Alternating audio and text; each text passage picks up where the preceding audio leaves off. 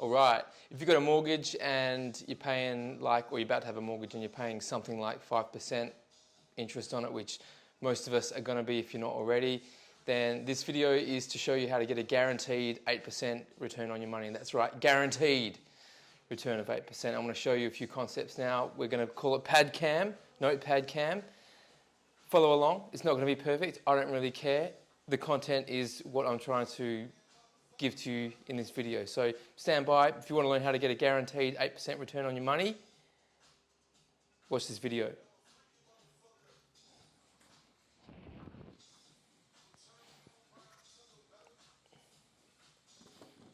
How's that looking? Kind of okay. It's not perfect. One of the reasons why I wanted to do this vid is because this is exactly what my clients see when they come into my office to talk to me about borrowing money. All right, so as I said, it's not going to be perfect. I don't care. I'm just going to get ahead and start scribbling. So one of the fundamental concepts that I like to teach my clients is about tax. Not many people think about tax and the effect that it has on money that they earn. All right, so money that they earn could be money that's earned by exchanging their time for the money, i.e. they're employed, they're consultants or they're employees, or the other way of earning money, of course, is to receive a return on an investment. You know, you buy some stocks, you buy some crypto, you buy some, buy an investment property, you make a gain, you've got to pay tax on it, all right? So one of the things that I think that everyone really needs to understand, bearing in mind, I'm not an accountant, I'm not a tax advisor, apparently I'm not qualified or licensed to give that sort of information. So we're going to talk about maths in this video. That's what it's going to be all about, all right? If that's kind of, something that you want to learn about, which making money is all about maths, so just stay with me. So let's imagine that we'll set some parameters here, some standard parameters. So let's imagine that the average tax rate for you watching this video is 35%. So the tax rate for someone earning over $80,000 currently is 37%, plus the 2% Medicare levy, it's 39%. All right, so that doesn't change until you get up to 180 grand, and I think currently it's 45% plus the 2% Medicare levy, call it 47%. So let's just say that the average, considering that tax works on a sliding scale, let's say that the average income tax, or tax on income that someone pays, is 35% out of every dollar. So that means that for every dollar, by the time it's been taxed, it winds up as what? How much? 65 cents. All right, let's expand that out a little bit. $100 is what? 65 bucks. $1,000 equals what? $650. So let's imagine that for every dollar that you earn, that there's going to the government so that they can, do what they need to do and keep the wheels of our wonderful society turning, for better or for worse. So we'll draw a line under that. So we need to understand that. Okay, I hope you guys can see that fairly clearly. There you go. All right. So now and I have this conversation every other day, if not every day, number of times a day. It's human nature for us to want to get the greatest return on our money that we can in the easiest possible way, in the quickest time period we possibly can. So gambling, case in point. Lotto, case in point. Let's think about some other way that we can make, doing quick deals. A lot of deal makers around town, hey, they don't want to invest for the long term, they want to make a quick deal, and they want the money in and the return in as quickly as they possibly can. That kind of flies in the face of the idea of compound interest, which is what I believe in, which is gradually increasing your wealth base steadily over the long term, and then by the end of whatever period you've got a shit ton of cash. So people want a quick fix. So they always think, well, if for those of you who are watching me, you're first home buyers or you've had a mortgage for 20 years, it doesn't really matter. Let's say, for example, we use an average mortgage size for us of about 800 grand. All right, on a 30-year term. So over the period of 30 years, the plan is to repay that debt down to $0, right? But between that, year 1 and year 30, God forbid you actually do have that mortgage for 30 years. If you decide, well, look, I'm not going to repay that ahead of schedule, I'm going to invest in other stuff. So you invest in, whatever the your colleagues or the guru that you follow or whatever is suggesting that you invest in. Shit, could be anything these days. So if you go on, you remove money that you otherwise are repaying into your mortgage ahead of schedule, and you invest $1,000, and you win $1,000, so you get a return of $1,000. That $1,000 then deteriorates into $650 because you're paying tax on it. One fundamental concept which people fail to realise is that for every dollar that you repay ahead of schedule on your mortgage, you're effectively investing money. Can we agree on that?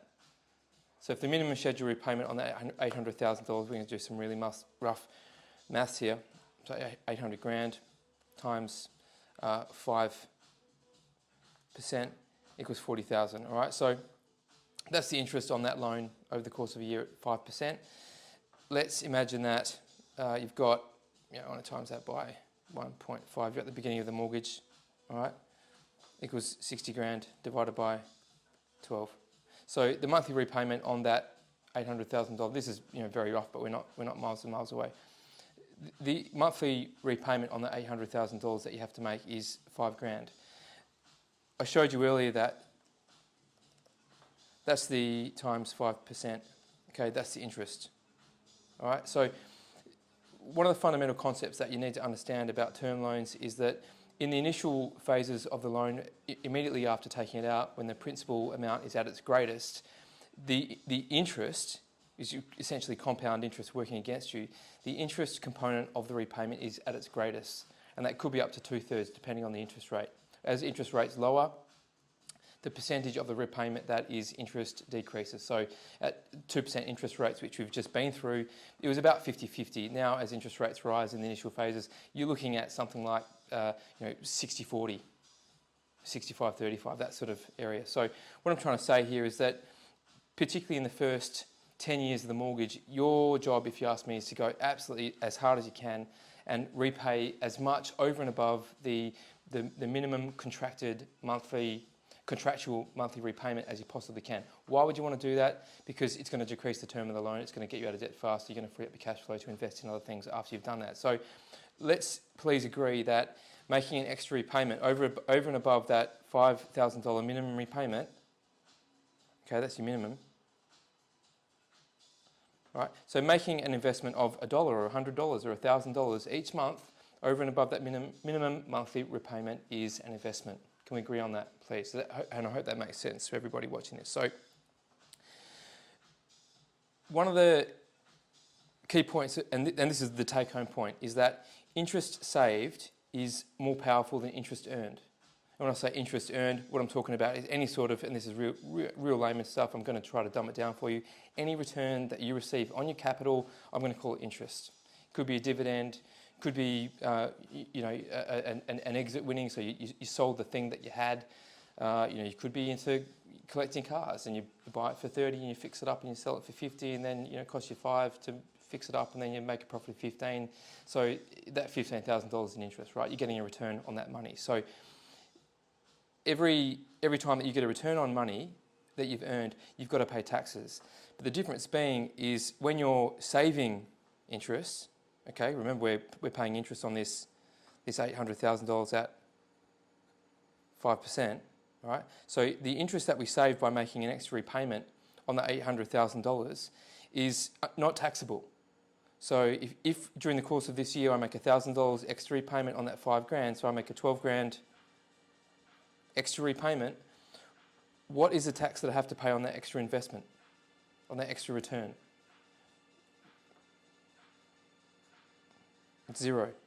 All right, why is it 0? Because whilst I'm getting ahead way faster, whilst I've got a return on my money, okay, the return's exactly the same. The interest saved is the same as interest earned. So 12,000, right? 12,000 times 5%.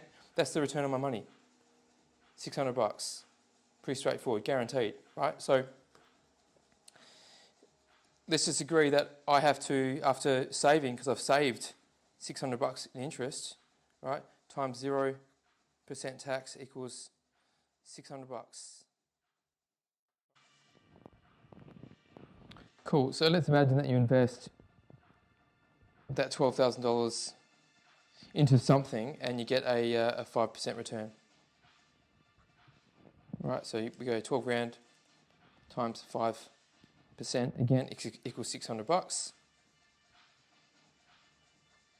$600.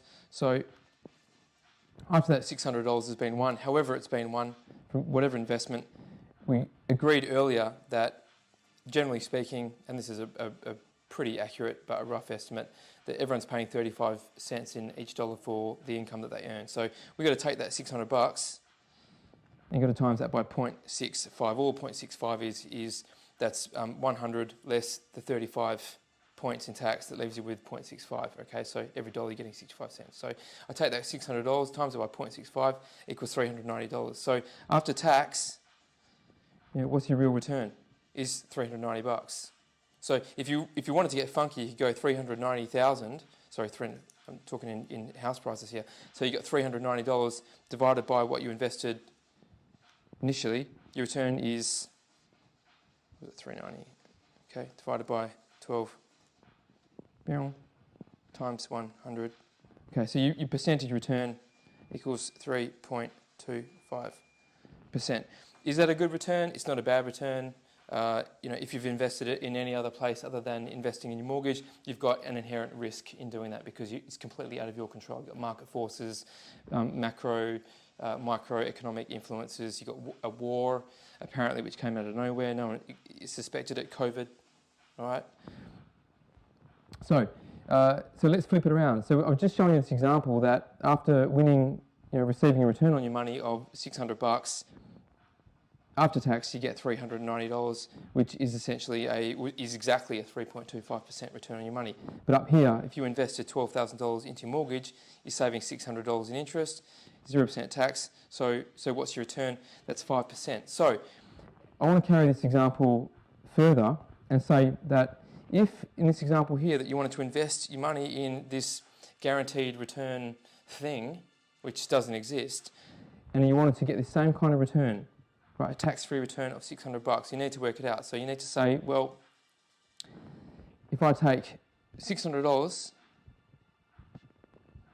and I divide it by 0.65, it's $923. All right, so what I'm trying to say by that is that in order to get the equivalent return, you'd have to earn $923 on your money invested outside of your mortgage in order to get that same $600 return on your money, or the 5%. So, what is, do you follow me? So what is $923 divided by 12 grand? Okay, we're working out the return on our investment, the return on our capital. So equals times 100. So that's a 7.7, let's call it 7.7% return on your money. So if you have a mortgage of 5%, and for every dollar that you invest into that mortgage by repaying it ahead of the minimum contractual repayment, at 5% interest rate on your mortgage, you're getting 7.7% return on your money, the equivalent.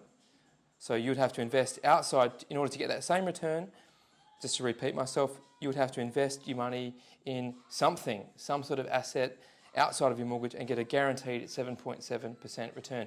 Now, let me tell you, getting a guaranteed being the word, getting a guaranteed 7.7 return on your money year on year is impossible. Impossible. Anything that's subject to market forces, fluctuations and so forth, it's impossible to guarantee it. In your mortgage, if you've got the mortgage, it's guaranteed. All right, it can't be anything else.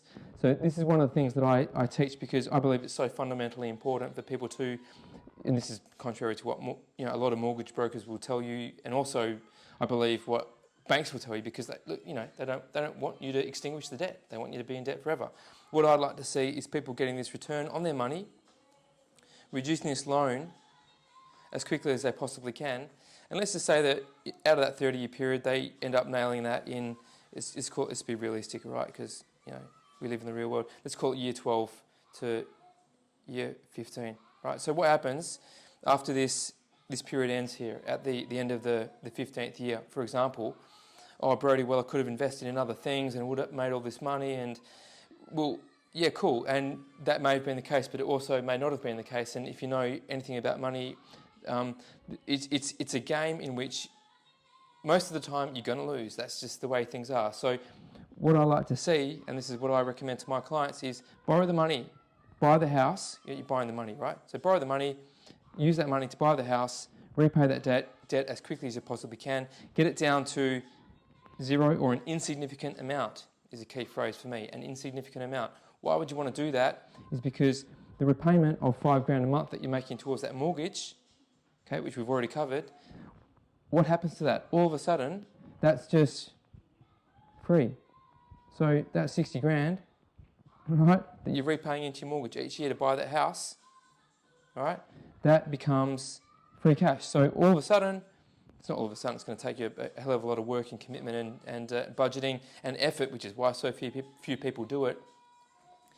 You have created free cash flow. That's free cash flow. I bang on about it in my emails. If you haven't, if you don't understand the concept, I'll cover that off in another video. That I don't have enough time to do it right now. So free cash flow means that cash flow that is uncommitted. If you don't have a mortgage and you borrowed 800 grand at 5%, all these things are variable, including that there. It's one of the reasons why you want to nail it. Pay it out quickly, you got 60 grand spare. You got $5,000 each month with just burning a hole in your pocket. That's very, very powerful. Very, very powerful. So let's take, for example, what investment you'd need to make at 5% in order to create a $60,000 return, annual return on your money guaranteed. Yes, you can't guarantee that, so I'll take that back. So pretty simple maths. And I'm going to divide that by 0.05 equals. All right, so it's pretty powerful. So 12 grand, so 1.2 million times 5% equals 60,000. So it's pretty nuts. And I've used the maths here in the calculator so that you know that the maths don't lie. I love doing these sorts of examples because they're so overwhelmingly powerful and surprising in the sense that to get a $60,000 return on an investment at 5%, you need to have invested 1.2 million bucks. That's a lot of money. I don't meet people very often who have $1.2 million invested at a consistent 5% return year on year. But if you repay your mortgage, okay, this is notionally, you don't have that money committed anywhere. So you're getting a return on your money like that. The equivalent is having $1.2 million invested at 5% to get the same return. I know what I'd rather do. I know what is easier. What's easier is getting rid of that. So I hope you follow me on that. Why would I want to show you that example is because it's maths. It makes complete sense to me. Every wealthy, intelligent, switched on, smart person who wants to get ahead, a mortgage that doesn't generate income is eliminated as quickly as it possibly can, usually on hyperspeed. Speaking for myself, I took out an investment loan not that long ago of, best part of 500,000. I've already put 100 grand into it. Why have I done that? Because it's critical to me to get rid of it as quickly as I possibly can, because I know that the shorter period of time that I have that debt for, the greater the return on my investment is going to be. All of these concepts are covered to some degree in the Millionaire Mortgage Secrets. If you're watching this video and you're trying to make up your mind on who the hell to take guidance from to borrow money, your first home buyer, next home buyer, your investor, whatever, commercial, we do it all. It doesn't matter how complex or complicated your situation is. I feel that we have the capability, I certainly have the capability to understand your scenario and give you the best possible advice. And by the same token, if you think that you know more than me, or you think that you know more than the bank, and you want to play us off against a bank or another broker, I would like to let you know that we don't do that, we don't participate in that, and that's totally cool, all right? So, all the power to you if that's what you think. Unless you're writing a couple hundred mortgages a year like we do, I'd say that maybe the level of experience and knowledge is not quite up to where myself and my team are. So I hope that was informative. I hope it made sense. And maybe I might hear from you soon, reaching out to me with some work for us to arrange some finance for you for whatever purpose. Thanks very much for watching.